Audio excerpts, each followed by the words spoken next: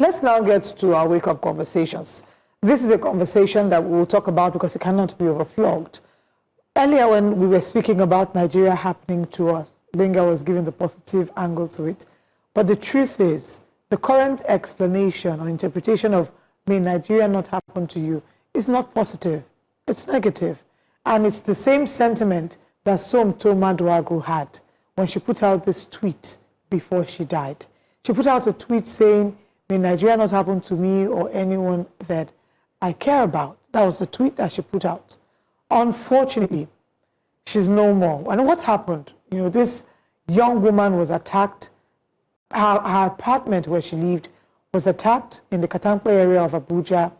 And the reports have it that she jumped out of her building in order to escape the robbers. And she died. Now, there have been multiple reports. We hear that she didn't die on the spot, that she fell face flat on the concrete and was found out by a neighbor, and that she was taken to the hospital.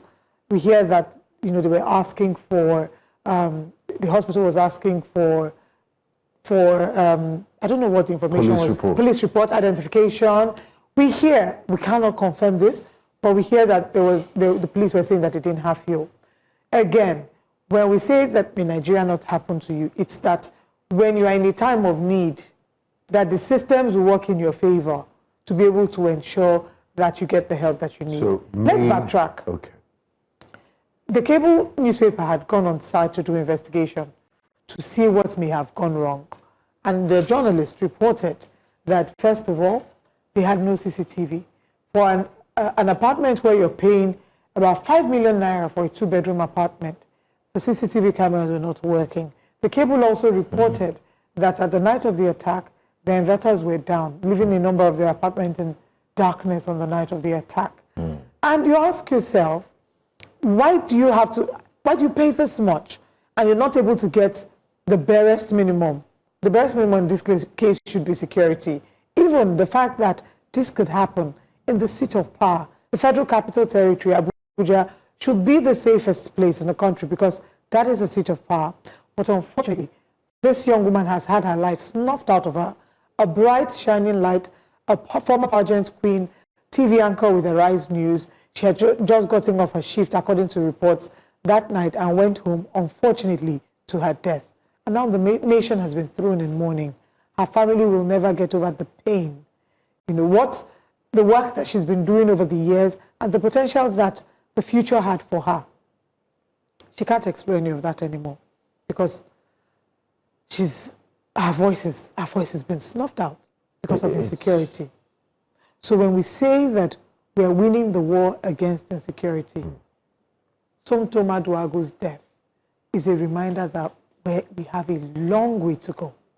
A promising young woman gone, just like that.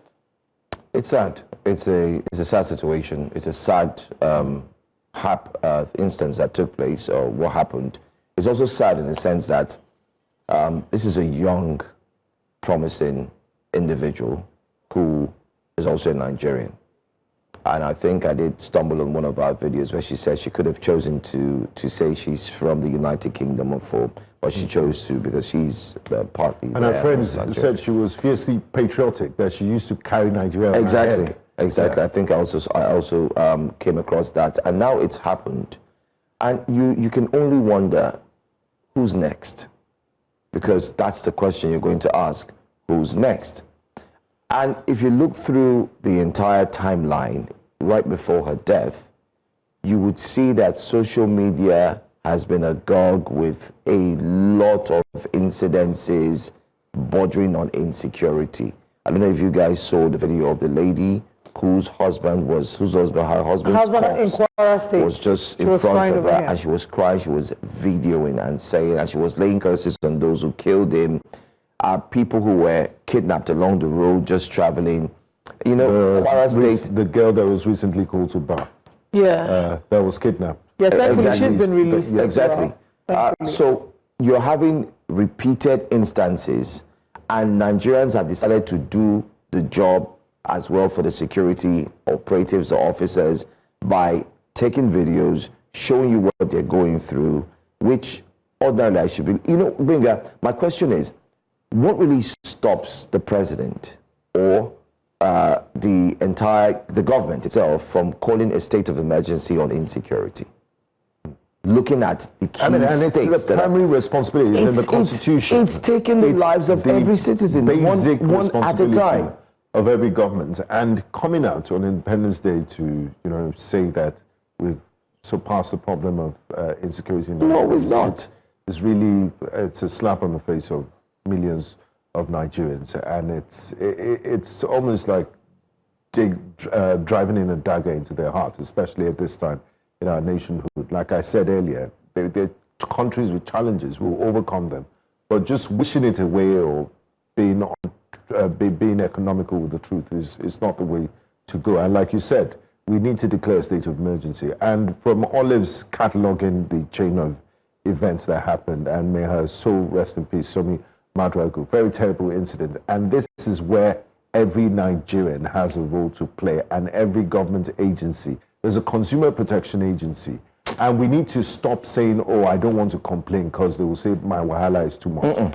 I have paid a certain amount for service. I deserve to get it.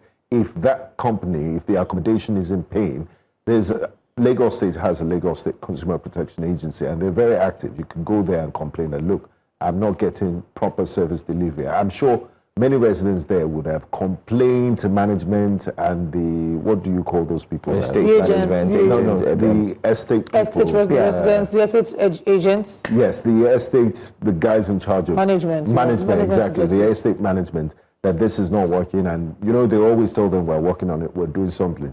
I think we should hold on to people. If you've paid money for a service, you should get it. Because why are the inverters down? I'm sure there's why was the CCTV not working? Yeah, Sumter was not the only casualty. The security too. Yeah, Sumter was not the only casualty. There was also a security man, Barnabas, who tried to stand up to the police officers, and Barnabas was killed by the robbers. So she wasn't the only casualty. So again, it brings up the issue of safety and security. If your home is the place where you should feel the most secure. When you go out to the chaos that the world has, you come back home. Your home should be a place where you feel safe and secure. If home isn't safe for us anymore, then where is? Sani Yusuf was giving details on X about what happened because he was right there and he knew every single thing that took place. And this is one of his tweets where he said, also, we must not forget Barnabas, our armed security officer who tried to fight off the invaders but was shot in that attempt. I personally drove him to the hospital to get treated. I watched him pass on right in front of me hours later as he lost too much blood. He leaves behind a small family with one child. Side note, our hospital emergency staff and services are really not ready, man. But that's for another day. You guys need to stop peddling information that is untrue. I personally paid for and filled her Barnabas's form. And I brought her ID to the hospital. The hospital never delayed treating anyone. Okay, thank you for clarifying. Yeah, I have my personal grip with them for how they handle the emergency, but stop spreading information that is not true. So there are also statements that the hospital had tried their best. Unfortunately, these very patriotic would have been 30 in December, on the 26th of December. She's a lawyer, former model. She was first runner-up Miss Tourism in 2023. She was a woman that had so much potential, and then she joined the Arise team as a TV host and a producer. And you just think of all the dreams that she had. She's an alumna of the SPPG, the School of Politics and Public Governance. And you just think of the dreams that she had for the country. She was a diligent storyteller, passionate about women's representation in politics. Again, what is the value of this Nigerian life? I think that's a question we should actually dissect on Breakfast Central. What's the value of a Nigerian life? It's very key because when we speak with the current administration, when they come here with us, sit with us in the studio, they tell you one key thing I always hear every now and then. I mean, I'm going to talk to Gbenga and Olive, which we know, and I'm sure our viewers also realize. They will tell you in America, they also have challenges, that they're shooters, they've killed students, that there's so many things that you don't hear about in America. We agree. So does that mean that if they have challenges, okay, we should therefore fold our arms and say, yeah, after all, it's normal. Other countries have challenges. I think, Joe, the question should be, what value does the Nigerian government place on a Nigerian life? That's it. Because we ordinary citizens know the value of Nigerian lives, because the ease and the quickness at which they move on, regardless of the numbers. Look at Kwara. I don't think we've even seen a press release. There's no press release. Nothing has been said about Kwara up until now. In Zamfara also. We have this ostrich mentality of, and then when something happens in European or American society, the government would issue condolences on behalf of the Nigerian government. Can you even just see the way in which, I mean, no death is more important than another, but you see the way in which Charlie Kirk's death has been made an issue. We're getting updates, you know, you're getting minute by minute updates. Yes. The investigations have been carried out. Yes, he was an influential person. I think that we need to also employ systems like that here, where we let citizens know that your life matters, you have value. Sometimes I try to stay away from some of these stories because they make me so sad. Yeah. They make me feel so helpless, because it's just, you imagine the helplessness these people feel in their moments. This Somto story in particular, I tried to avoid as many videos as I could because it was triggering. It was sad to watch. I mean, you have a lot in common. I mean, she's somebody. She's a lawyer. She's our colleague. Yes. You know, it's just sad. And I could see the Arise team when they were talking about it, how they could barely string words and sentences together. And it could be anybody. It really could be anybody. So the only way that we can honor Somto's memory is to ensure that an investigation is carried out and that the people who carried out that attack are arrested and made to face the law. Because they did not just commit a robbery. Let's take a listen to the FCT police commissioner, and then we'll be back. Regarding the circumstances surrounding the incident, to set the record straight, some Udnon, armed robbers specifically, gained access into unique apartment where Somi lives. A twin 3-story 18-flat apartment around the Gilshiri end of Katampi under Mabushi divisional area.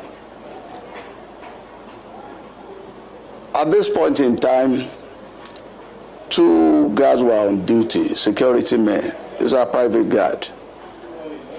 And one of them, who had the courage to challenge, sustained a gunshot. Under this condition, you know the panic that will have resulted from this kind of environment. So me actually occupied an apartment on the topmost floor of the building.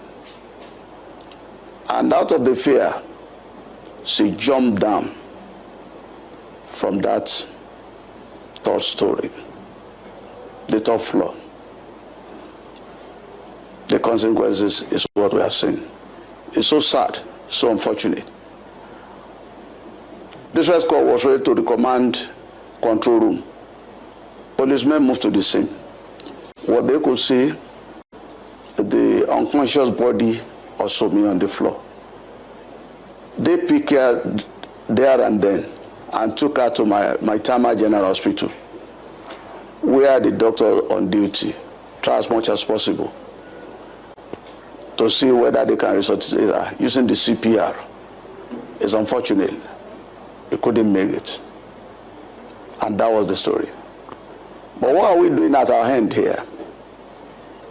We've set up a specific investigation team headed by the Deputy Commissioner of Police Investigation,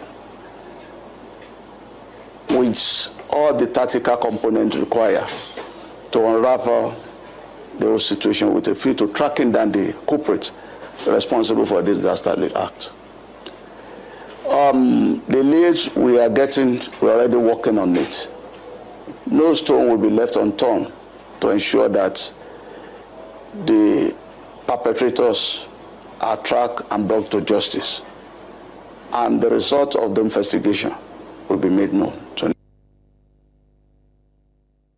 And that was the interview there. By the way, that interview was done on Arise TV, and that's a quick explanation of what happened and what the police From a actually law did, enforcement angle, especially reacting to that. But let's see if we have tweets, what Nigerians are saying concerning the death, and what we too from here would be able to react to, especially this one. High Priest says the commissioner must know that Abuja is once again sliding into 23, like where criminals besieged the FCT until Igwe was deployed to FCT. Can they ask him how he did it? Robbers in Katampe in a matter of time will enter Maitama and Asokoro, if not already.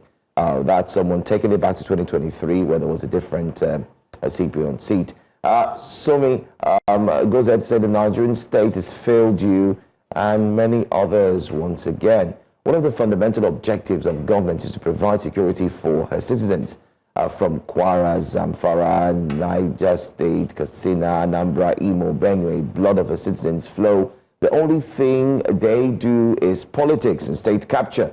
My condolences to Somi's and Arise News family. May God protect our journalists, ENO. And Gerald says, no word about Barnabas, the security guard who lost his life and they attacked the Nigerian police is always 10,000 steps behind. Since you choose to use Somi's death for PR, publicly investigate and catch the culprits of the killers of both victims. People don't die every day. Okay, that's Anyway, all. And from what I can, all I can say is, may the failure of the Nigerian state not happen to you. Why are you remixing it? Yeah, I mean, he said he's not going to say Nigeria. No, I No, get that. the Nigerian state, people that are responsible for certain duties, Services, governance. also, may their failure not affect, may it not happen to us. Yeah. All right, we still have one more tweet. Let's take First Lady.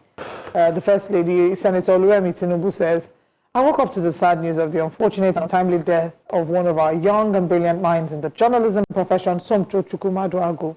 Her death is painful and quite unfortunate.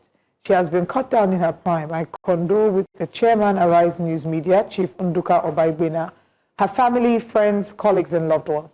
It is my hope and prayer that the perpetrators will be apprehended as soon as possible and brought to book. May her soul rest in peace, and may God give her family and all her dear ones the fortitude to bear the irreplaceable, and that's what it is. It truly is an irreplaceable loss. Senator Oluwemi Tinubu. All right, we have Eddie Joe. Eddie Joe says, it's so Mtochukwu today. We don't know who is next victim of bad governance tomorrow. We need to prioritize safety and security in Nigeria, and it will begin with our leaders. The state of insecurity in this country is alarmingly high, and it's not looking good. That's from Eddie Joe. And Honest guy says, FCT Minister Nyesom Ezenwo-Wike should bear the responsibility for the tragic loss of Somtochukwu Christelle Maduagu in her home, as leadership is accountable for both successes and failure. My deepest condolences go to Arise News, her family and friends. Her promising life cut short is unacceptable. Security reflects leadership. Act now. Light the streets. exactly. Light the streets. Deploy I hope time Lagos is listening patrols. too. Install cameras and number plate recognition at the entry points. Enforce estate security standards. Establish a fast response emergency line under 7 minutes. And publish weekly crime and arrest data. Very important.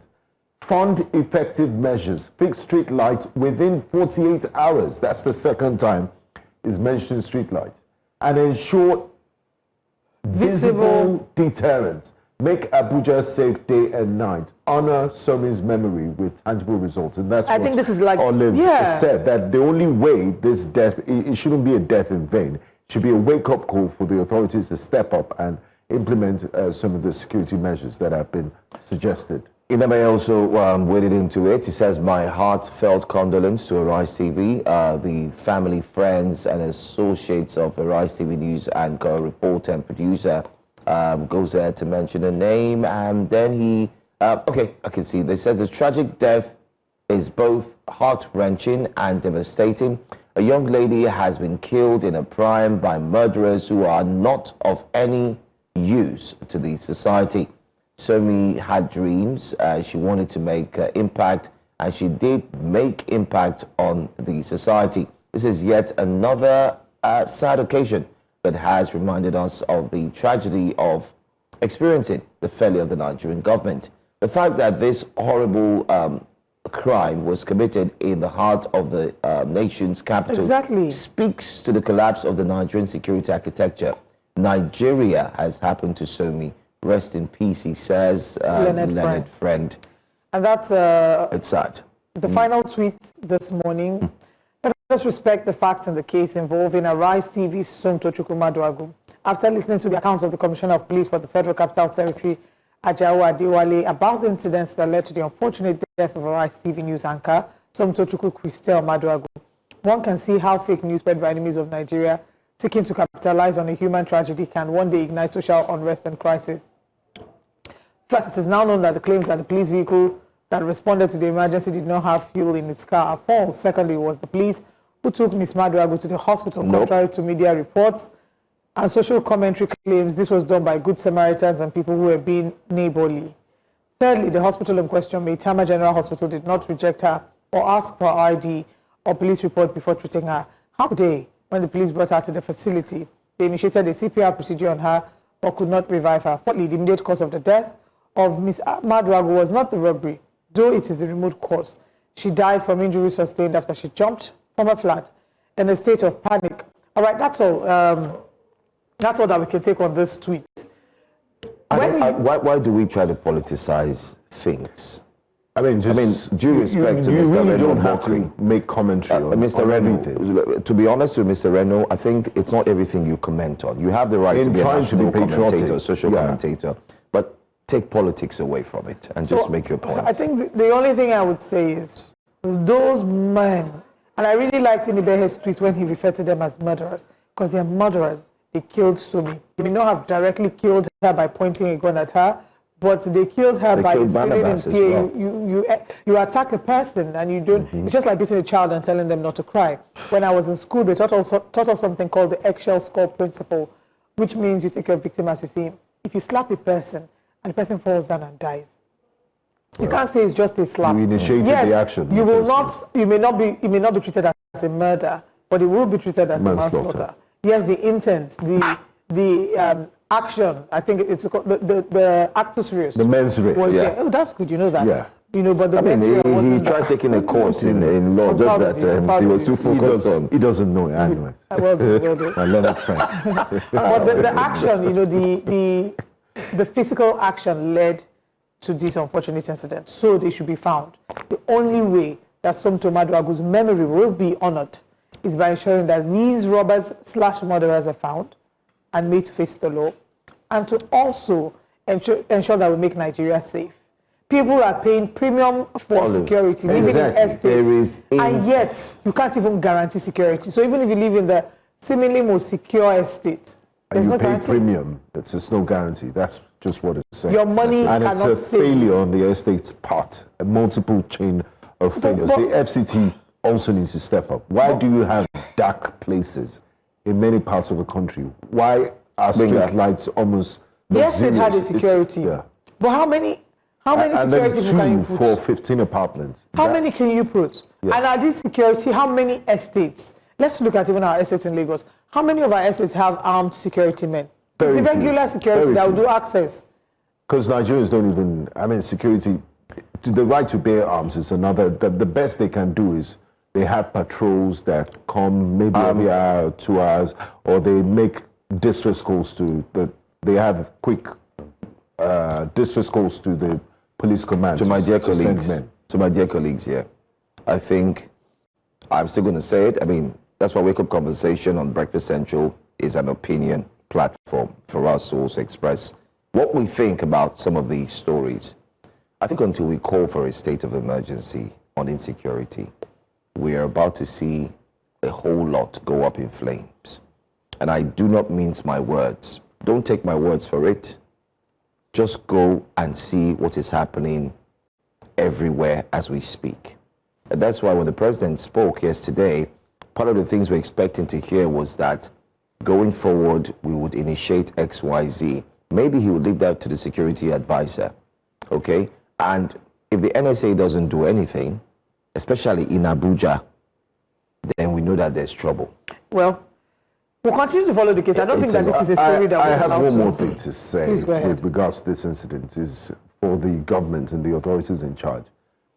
Once they stop looking at this incident as, oh, there's pockets of violence here and there, and they start looking at it from an economic point of view in terms of the army, millions of Nigerian youths without jobs, then, because that's the best way to take care of insecurity. If people are well engaged, if they're productively engaged, you won't have time to think of armed robbery and joining gangs and all of that. So there should be a national security emergency on unemployment, on getting people off the street. And I agree with you on that. And, you know, as we wrap up this conversation, I want to quickly touch on another, but say that on behalf of all of us here at News Central Television, we extend our condolences to the Arise TV family, every single member of the Arise TV News, because we understand that it's such a sad time for you. And also to the family of Somto Maduagu, the friends. We've seen our friends pour tributes on social media. It's a sad story. It's a sad way to die. And we hope and pray and will continue to hold our government to account that the memory of Somto Maduagu is honored by doing the right thing and bringing these offenders to face the law. But insecurity, you know, might be the least of our problems. That's what former President Olusegun Obasanjo says. He says that by 2050, that Boko Haram will be the least of our problems. It will continue like this. He said this while he was launching an ICT facility in Sokoto, and he said that with the way that our population is growing, that in 2050 will be about 400 million Nigerians. So if now we're not able to cater to the audience that we have, what happens when we've come to 400 million people? That then Boko Haram will be the least of our problems. And he's saying that there needs to be some measure of population control. And I don't know what people think about that. We've seen this happen in different parts in Iran, in China. China had the one-child policy up until like recently, where it then says that, okay, you can have only one child, but the reason was they were trying to manage their population. It had an adverse effect later because we then saw that they had a much older population and there wasn't a middle age, and then they lifted it. But they were able to find some balance. So is that something we should probably explore? I mean, it's very dicey when it comes to Nigeria because there's the religious aspect to it. I mean, Christians will say, they'll quote the Bible and say, go and multiply. And then Muslims will also refer to their religious text and say, you shouldn't be able to control this sort of things. It's God that gives children. But what we need to do as a country is, there's jingles that we used to hear in the 1990s and 80s. Family planning. The late Oyekawenu and King Sonny. Oh yes, and wait for me. Wait for me. Sonny Ade, you wait for me. Because use that what we're seeing, and these days, it's those that are in the lower echelons of society economically are the ones that tend to have but that's more how children. It is, that's how it is. Poor man. But you wouldn't think, Has more because you time don't for- have the means to take care of children. No. Why are you having Because children? first of all, From a people- logical time. perspective. yes, have time. but the thing is, And that's they when are they pour bored. out their- They are poor. Intercourse is like entertainment for them in that To period. quote my, I wouldn't really say to quote my former colleague here at News Central, Nelly Kalu, she said, a poor Nigerian man is a dangerous sex machine.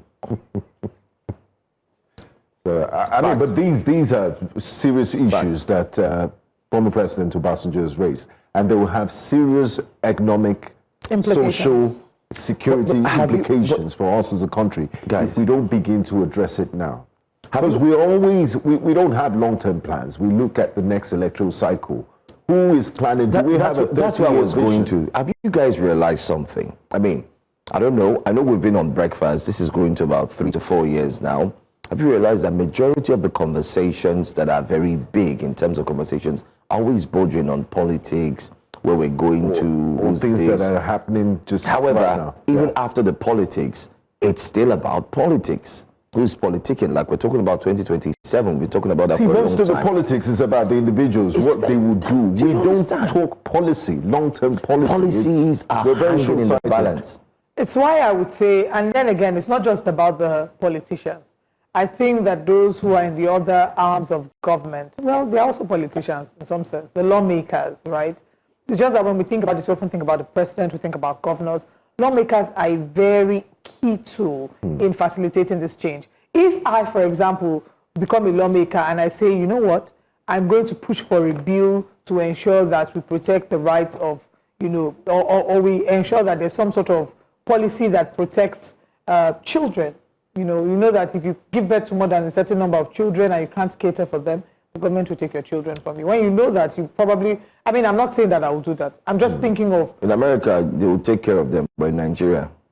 But in China, I think they pay the penalty was to pay a fine and you lose some access to government services. Yeah. But what access do we have? So, in the first place. And China is not the only one. Thailand has done it. Peru, I think Peru's one was a bit forced, where there's like some sort of forced sterilization.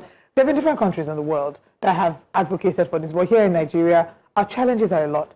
You mentioned the religious challenges. There are some religions that don't believe in using contraceptive.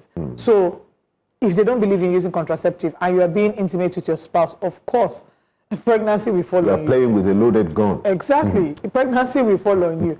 And when they get pregnant, of course, because of the conversation about abortion, and in many faiths, it's frowned upon, and the legality of it is still another conversation. So that's not an option. But we're not even trying the subtle approach. The orientation agency should be talking about family planning. The soft. It used to be very heavy in the 90s. I think that is also an offshoot of part of our pre-colonial struggles. Families, the larger your family, the many more hands you would have to help you in the farm. So you had more wives, you had more children, you had more people who would go help you tend to your crops. We live in a different world. Exactly. We live in a completely different world where we've embraced Western education and global best practices. So it's not like you're having many children that are going to help you in the farm. But I can guarantee you that as the years go by, there's also a clear sense by a few people that the statement made by the former president will not be absolute truth. And I'll state so because if you ask the younger generation, like our generation today, I don't know how many kids would you love to have? Yeah, but you are looking at your demographics. If you go to different parts of the country, want to go. Where urban city dwellers. Even when I tell people that I want to have 3 kids, if you see the way they look at me, like, your parents will have 10. That's a lot. That's a lot. So all of that is also, people look at it in the offing. Now, we're not certain that there will be an overpopulation. But the point is, what the former president has said is that we should start planning now. We have the issues of the Amajiris. We have out-of-school children. We have, like you've mentioned, economically, you have people who are just roaming. We did something. Let me also mention this on TV as we look to wrap up. We did something just last week. We're driving on the island. We're in search of, we're trying to look for some things to buy for a project. And just right in the car, a friend said, you know what, let's start counting the number of guys we would see just walking on the road aimlessly in groups. Gbenga, guess what? We counted so many. These were young boys who were just roaming the streets, some of them in Lekki, they were just walking, some of them in groups of 5, 7, some you could tell from their faces they were stoned. And you wonder, okay, in the next 5, 10 years, what would happen to these young individuals? And I think these are the things that, countries are starting to look into. They're thinking ahead, they're providing alternatives, and so on and so forth. But let's see what Nigerians are saying concerning what the former president had to say about Nigeria's unchecked overpopulation. Ed Jacobs says, sir, he calls him on X, with respect, Nigeria gave you 2 chances to lead, and twice you squandered the opportunity to build enduring institutions, empower citizens, transform the country, and set a moral compass for governance. Now you speak of 2050 as if you were a prophet, yet the seeds of today's insecurity, economic fragility, and institutional decay were sown under your watch, both as military man and as civilian.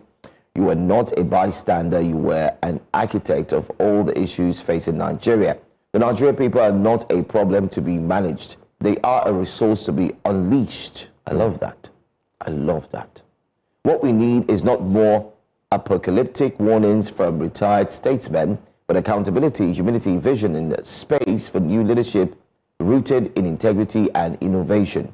You had your time. Nigeria needs builders now, not alarmists. Please, sir, retire with your grace and continue to enjoy part of Nigeria's dividends. So Ed Jacobs there is attacking the messenger and not the message. And he's very optimistic. He said, there's no cause for alarm. Why are you being alarmist? But I would say, look, my pendulum would swing more towards the alarmist side of it. But look, it's not alarm. This is a clear and present danger that we need to deal with. So a vast number of the energy he used in that tweet was on the former president. I wish he was addressing the issue. But Gbenga, I also looked at a statement he made there. He said, what we need is not an apocalyptic warning. He said, the Nigerian people are not a problem to be managed. They are a resource to be unleashed. And I thought about this.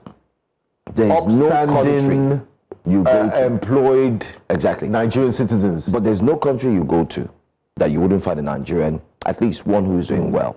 What if we flip the coin and say, could it be that our population is to our own benefit? Yes, it could be. But how much of your population is educated, is upstanding, so that's why contributes we need to the tax net and all of that? That's when you will say our population is something to be unleashed.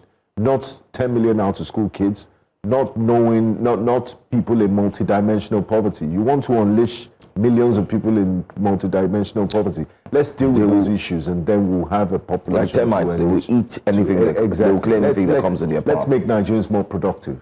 Okay. Etiobong Edem says he's saying the obvious truth, which is very critical. An example of how a progressively thinking nation should be thinking and acting. Unfortunately, Nigeria isn't a progressively thinking nation as it stands now. Well, that could be debated. Imagine from the Baba that later converted the farmland and marked in Ota, Ogun State for the Operation Feed the Nation policy as his personal estate till date. There is God. There is God. So that's attacking the messenger, not the message. Yeah. Haha, I laughed in Peking English. Were you trying to say Pidgin English? Anyway, the Baba who sold all Nigerian companies and assets worth over $160 billion for under $5 billion. It's on his regime that the aluminium smelting plants built by the military regime with $3.5 billion was sold for $130 million. I'm not sure how Oscar has been sold. So let's be careful. Let's be careful with that information, although there's a lot of information on that still circulating till date. But anyway, now, we never had a national policy or roadmap to stem our exponential population growth. It will be catastrophic one day. If the growth continues like this, we ought to have started plans to reduce the population growth since, but still not too late at official BAT. There's one critical aspect that we've missed in this conversation so far. It's the use of population for politics. God bless you. A lot of governments and leaders will want, for electioneering purposes, that, I have this huge population, that's why resources will come my way in terms of revenue allocation and all of that. So it's also in the mix and in the dimension. And we also need to have a population census. I was going to mention that.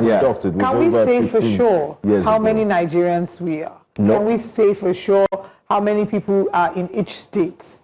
At least, of course, we can't get the exact number. Do you remember this song? Can we get a close range? When we're teenagers. Okay, I can't say the same. Remember when I was a teenager, you were a baby. You have not born me that time. In a country of 120 million. Who sang that song? Sultan. More population. We are the same generation, right? That was more population than 60 billion. Divide that one by 120 million altogether. You see? But that was then. Now. But now, what's the latest you've heard? I think if you could put an estimate. I don't know. I've heard 250 million recently. Yeah. So it's usually pegged at that, around 230, 240. So I think again, and so on. It lets us know that that's something we need to look at. Why have we not an actual population census? So we can plan. And what happened to the monies that were doled out before the end of the Buhari administration? Exactly. Buhari administration, where they had employed the services of they even bought equipment. They bought equipment. Nobody's talking about those equipment. Where are they? The monies that were given The youth corpers that were taken and gathered for training, some of them that they sent abroad to go and learn how to carry out this population census, and the dollars that they spent.